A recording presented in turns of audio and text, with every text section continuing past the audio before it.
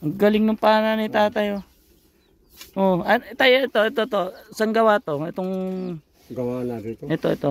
Ano to? Kawayan? Hindi. Ano? Yung anibong. Anibong na puno? May kinakain na laman. Anibong. Anibong? Anong kinakain ng laman? Parang ano, nyug. Yung ano niya. Ah! Alam ko na. Patikan yung kinakain yung ubod. Ubod. Oh, yung patikan po, yung lulog. Ito pala ang ginagawa nilang ng pana ng mga kababayan natin, ang puno ng lulog kasi ang lulog po kasi ang ginagawang pingga, yung pambuhat ng tubig. Kasi ganun nga po siya, stretchable siya. Hindi siya na ano. Malakas yan tay, yung pana. Malakas. Ano to? Ito yung pinaka ano niya. Alambre. Alambre. Ginawa nyo lang. Galing oh. Pero pwede sa isda yan. Pwede sa isda. Bakit? Gusto mo magpana? Hindi, curious lang ako sa pana. Malakas ba yan? Testingan natin sa labas kung malakas. Dali tayo, labas tayo. Huwag ka manghuli ng ano tayo. Tingnan lang natin kung gaano kalayo yung abot. Sige nga tayo. Sige. Ay, malayo. Malakas pala. Malakas. Ang galing nga. Nung araw po, tay, alam ko, ang mga pana, ito ay naging pandepensa rin ng mga ninuno nyo. Ninuno. Nung araw, no? Hindi, naikunto ako. Yung tatay ko, noong girang hapon, wala silang baril. Gamit ay pana. Pana lang. Ano to? Nylon. Nylon. Nylon na ano to tay? Galing nga. Yung ganun lang po pala gumawa ng pana. Kaya natin gumawa pala no. Kaya? Tapos ito, yung lulog, yung patikan na puno. Ayun, yun yung style niya. Ganun. Kasi ito pong, gano'n nakatagal sa inyo itong pana na to tay? Matagal na ito. Mga ilang taon na kaya yan? 2 taon na ito. Meron akong dati napakli. Meron ka dati.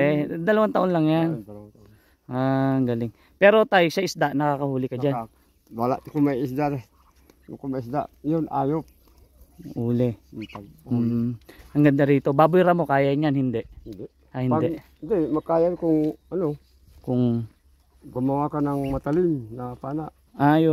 Pang bala. Para makaya. Sibat, parang sibat. Ang ganda rito sa kanila. Ayan po, andito kami sa kila tatay. At nandito tayo sa gitna ng kanilang lupa. Kasi halos napapaikot na yan sa yung mga tanim niya sa kanila yan. Pati palay na yan.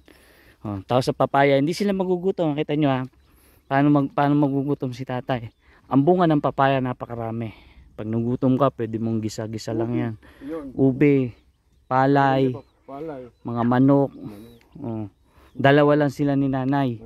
Tapos yan, patola ba yan tay? Patola, may bibi pa siya. Tapos ito lang po yung kanyang tirahan, yung kanyang kubo kasama si nanay. Di ba? Bundok po to. Asim bundok. Kaya pakita ko sa inyo sa likod. Pero ang presko rito, ang sarap dito. Nga pala, madalas po ako dito. Ang ganda rito kila tatay. Di ba? Ngayon, nagtanim ka na ng buko rito tayo. Buko. Darating araw, sunod pala, lumaki yan makakabalik ako dito, may buko na. Bagay, lagi naman ako dito. Yan, tapos may kubo ron, pamangkin niya. Di ba? Ayun tayo, dati mong kubo yun tayo. Doon pala siya dati. Diba? Mapapansin nyo po, ang kubo po nila tatay, mapapansin nyo, mababa lang, halos yung taas na ng malaking tao hanggang doon sa bubong. Kasi nga po, yun pagka bumagyo, para hindi matangay yung kanyang bahay. Kasi kadalasan ng mga bagyo, malalakas ang hangin. Ayun po mga katropa, napashare ko lang kayo dito at pinakita ko sa inyo yung ano ni tatay. Ano yan, kinain? Kinain palay mo? Kalabo ni Juan ata. Kinain yung kanyang palay. Di ba? Ganda rito. Sabi ko sa inyo.